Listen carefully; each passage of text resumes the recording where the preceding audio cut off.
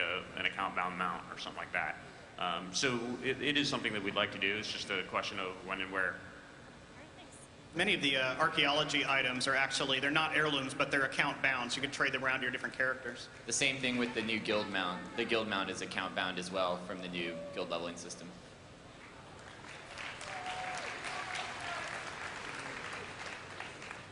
I would like to ask for a closet. Something similar to a keychain. We've got all these wonderful festival items and Midsummer Night and all that stuff, and no place to put them.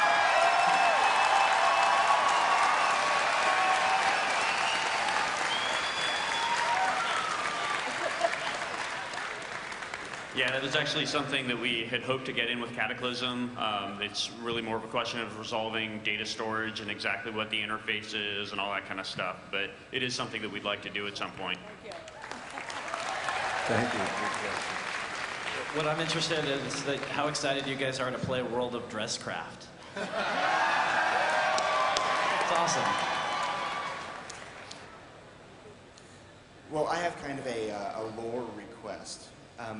The Horde currently has two very shoutable, very good battle cries.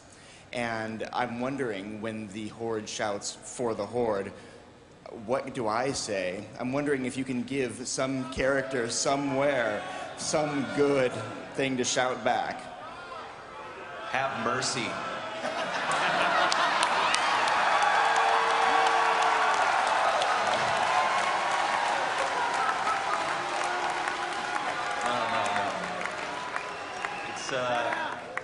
You know, we've experimented with a slew of battle cries, and nothing has ever quite matched up with For the Horde.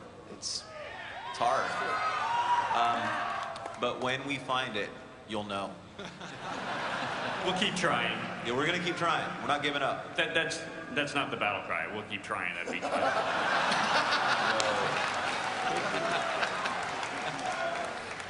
Thanks.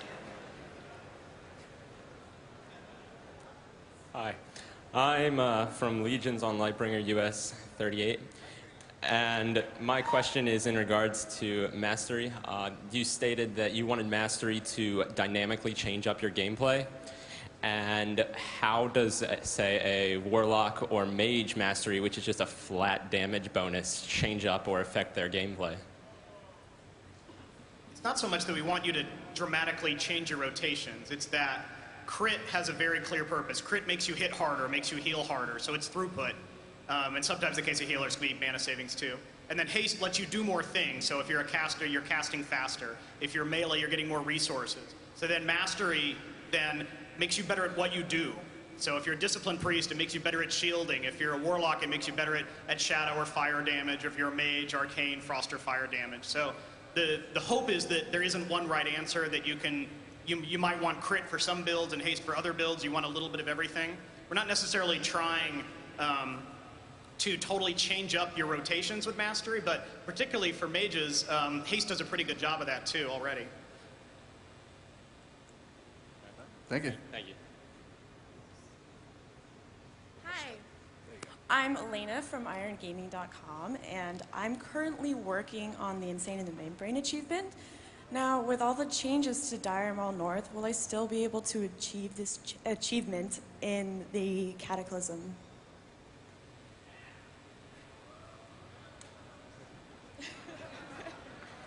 The Insanity? I'm sorry, it was hard hearing the question. The Insanity? Well, currently, the Insane in the Membrane achievement affects some of the factions that are located within Dire Maul North. Currently, you can't turn in any of the quests, or the Librams aren't dropping in beta. So I was wondering if you guys are planning on keeping it around and or changing the requirements for the achievement. The biggest problem is the changes to the Bloodsail Buccaneers in Cataclysm. That kind of put a bullet in the head of that feat of strength for now. It's fun to do very painful things in World of Warcraft. If there's a huge outcry for it, we'll try to put something equally brutal in the game.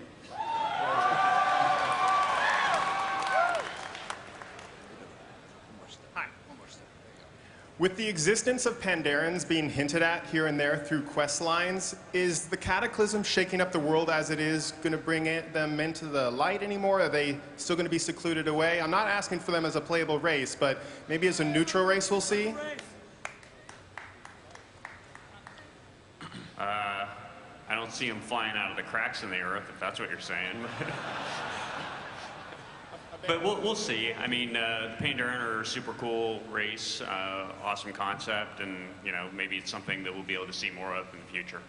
I just meant like their home is on some secluded island. Is maybe like the goblins, their island was destroyed. Maybe the Pandarans suffered a similar fate, or sending them out, some of their members out into the world.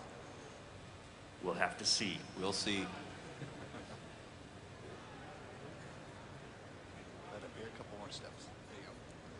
Engineers represent. As an engineer, I like that minivan idea earlier, but your other profession would have to be herbalism.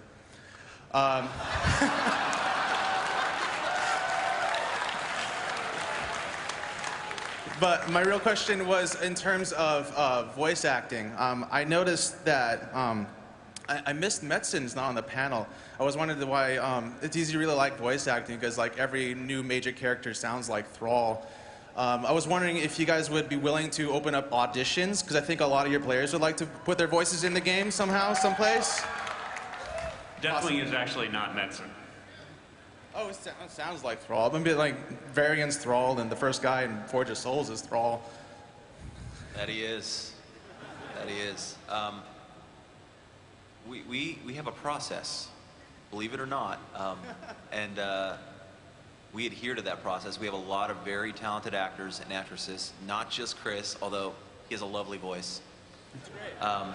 And so, yeah, we'll keep doing VO. Yeah, it's great. I wanted to preserve the authenticity of Thrall's voice. I just want to say that maybe for like a few extra characters on the side, maybe a contest every once in a while, That could be cool. Never know. All right, thank you.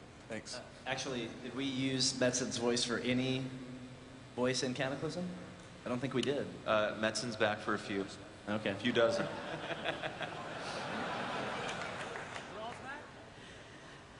Hi, I'm Anastasia, and I'm an altaholic. I am desperate for another character slot. I've got 10 characters. They're going to be 80 by the time Cataclysm comes out. Give us some more room, please. Do you need 12 of them for your 12-step program? That's what I need, yeah. Well, I can offer you another 10 slots for $15 a month.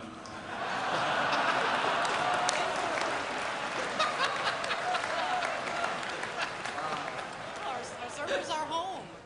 Don't want to lose our home. It is something that we've talked about. It's just, right now, it's not looking like something that we're going to do. That doesn't mean that we would never do it in the future, but we'll have to wait and see. Thank you. Thank you.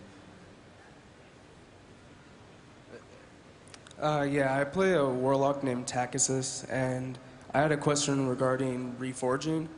I noticed that in our class, the dual spec, we have Mastery, which is good for destruction, and then Affliction, Haste is good. So would we be penalized by having to reforge every time we want to switch our specs? So the gear question is an interesting one because we like dual spec, obviously, and we want players to be able to switch. We don't want to make it too easy to be able to get one set of gear and to use it for everything in the game. That kind of defeats part of the purpose of like trying to get more gear. So, the answer without reforging is you get one set of gear for spec A and a different set of gear for spec B. It's a problem if Mastery is like dramatically better for, say, Affliction than Destro or whatever, and that's just something we'll have to keep working on as we go forward.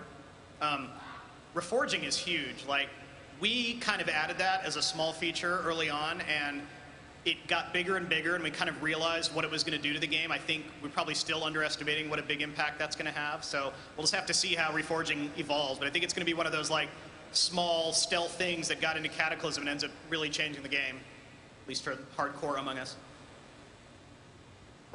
Thank you. My question is regarding to Cataclysm rating. What it would be the incentive to do a 25-man when all of the gear in 25 and 10-man is exactly the same, other than more justice points, because why would you do something that's harder if you can get the exact same thing? Something you might enjoy more. And I think the jury's still out on harder. It's something we're really focusing on to try to get those two balanced, and certainly is a daunting task, but we're working on it. Thank you.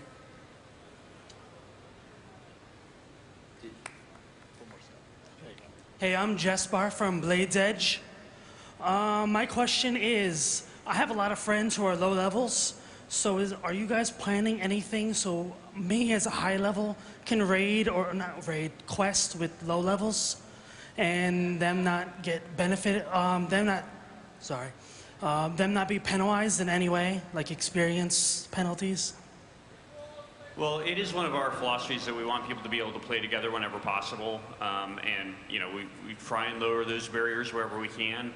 We've talked about systems like sidekicking systems, that kind of stuff, to where they could, temporarily play at a higher level, or you could temporarily level down to their level essentially, so you could group up and do a dungeon together, and your character would behave more like at a level appropriate level. So, for example, let's say you're level 80 and they're level 30, you could go do Scarlet Monastery together, and your character would play like level 30, but you would actually get experience that's relevant to you at level 80 or whatever.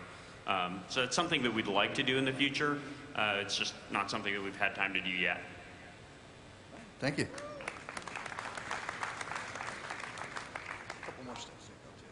Hi guys, my question is, people love legendaries. They love the way they look, and they definitely want them to last longer. Would there be any way that we could trade them in for a heirloom version so that you could level up with them on an alt? That would be pretty sweet. Yeah. Be pretty awesome, yeah. At the same time, it gets a little bit dangerous in terms of really encouraging players to go back and farm old content for legendaries. We heard the other person that was just talking about whether or not they'd be able to keep farming for their warglaives. And that's cool when you do it just for its own sake and because you feel like it's fun. But if you feel like, oh, well, I really need to do this to be competitive in my level 29 battleground or whatever, that's when it starts to get a little bit sketchy. Thanks. I'm Raging Dawn of Measure of Faith on the Erie Peak. And I'd like to know, for all of us collectors, when are we going to get a tab for our tabards?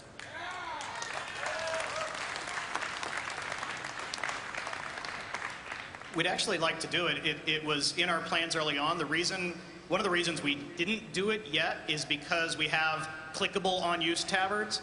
We wanted to have a drop-down, kind of like you have for titles, and you can just pick whichever one you want. We just have to solve the, how do you actually do the on-use thing at that point. Thanks. Hi, I've just been noticing that over Burning Crusade and Wrath of the Lich King, you did such a good job of incorporating most of the races into the activities that were happening at the time and into the lore, but the Draenei still seem stuck on their little isle over there and play almost no role throughout the entirety of Wrath of the Lich King and even into Cataclysm. Any plans to bring them out? You're right. You're absolutely right. I think we've done a poor job of incorporating the Draenei into the WoW culture. It's something we're certainly working on, and it's better in Cataclysm, but it's not 100% there. Thank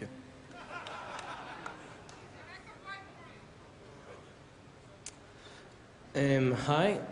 First of all, I want to say hello to my guild. Grande Concordia Dracari, Grande Sednar. And now? Yeah. And now my question about the balance between the number of Horde characters and Alliance characters, because I'm on a PvP server, and now that I'll have to level up all my characters, it's gonna be like 20 Alliance fighting against 100 Horde, and it's gonna be pretty hard. Yeah, that comes down to that battle cry. We just need a better battle cry for the Alliance. Bolster their numbers. It definitely is a problem. It's interesting that we've seen this cultural shift in PvP towards a lot of people that are interested in PvP gravitating toward the Horde. A lot of it's just kind of all the mythos and all the you know, just the psychology of the coolness of the Horde or whatever.